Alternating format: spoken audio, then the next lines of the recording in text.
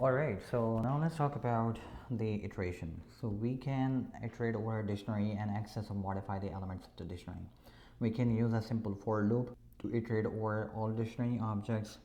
The important thing to know that the ordering in which the keys are iterated may not be the same order in which the elements were inserted into memory, into the dictionary.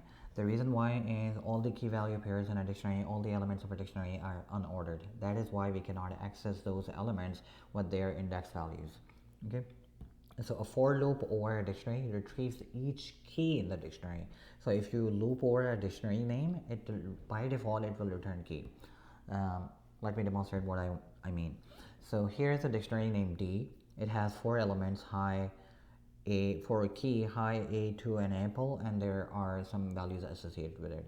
Now iterating through keys, I would just simply write a simple for loop for key in D. So this key is actually the name of the variable. You could have named it anything. You could give it your name, A, B, C, whatever. So I have named this value and this variable as a key. So in every iteration, what happens is, first of all, ask yourself how many times this for loop is going to run. Give a pause, little pause, and then ask yourself. So because there are four key value pairs, four elements, four items in this dictionary, that is why this loop is going to run four times. Now, when it is running, you do not know, like list, you know that in which order the elements are picked up. In dictionary, you do not know which element is picked up first. Okay, because all the elements are organized. Unordered. Okay, they are unordered elements. They are not organized in order, so they do not appear in order. So it may be possible that high may appear first, apple may appear next, and two may appear next, picked up next, and so on and so forth. But let's assume that these orders are picked up in order. So these elements are picked up in order. So when I run this code, it will display the keys only, because in every iteration I will pick the key and assign it to this variable, and then we are printing the whatever the value is assigned to this variable named key. So high, a, to, and apple. Now once you have the key, you know how to access its value. You can just specify the name of the dictionary, and you can just specify the name of the key within these square brackets, and then it will give you the associated value. So this code can simply be modified by writing the name of the dictionary here and enclosing the key that you retrieve in each iteration within the square brackets. Then this time it is going to return the associated value, and assuming that the keys are picked up in order, so the values that you will see on your screen, it will be 3, -5, 4, and fruit. Okay. I would like to give you another example. Let's take this dictionary as an example now. So dictionary also supports some special methods to read keys using keys method. So there is a specific method named keys which helps us retrieve the keys associated in the dictionary. So iterating through the keys, you can simply write for whatever the variable name is in num_calories dot keys. Okay, so the keys method is going to return only keys no matter what. Okay, and we are assigning it in every iteration, we are assigning it to this variable name.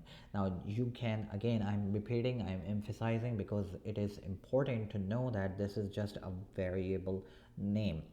I can name it simple k, I can also name it a, I can name it n, I can name it whatever I want. I can even name it value, but it does not mean that in every iteration the value associated with the keys in this dictionary will be retrieved. It will still be retrieving keys. Okay, now give it a pause and see what and how the output will appear on a user screen when they run this code.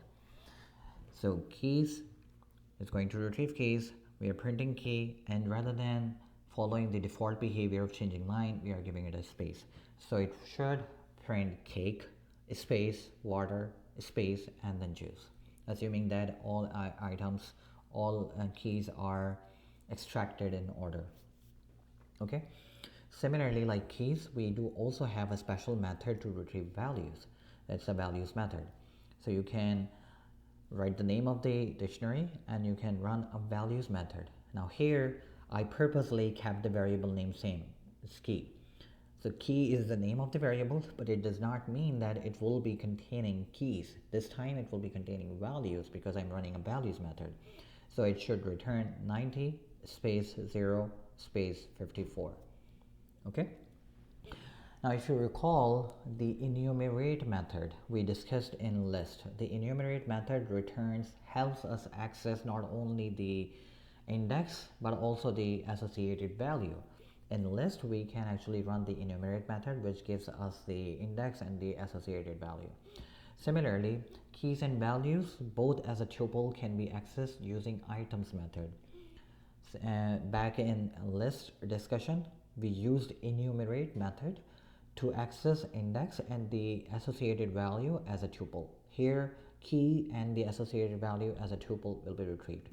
And the idea is exactly same. You write the name of the dictionary, you run items method. Now this items method is going to return two things.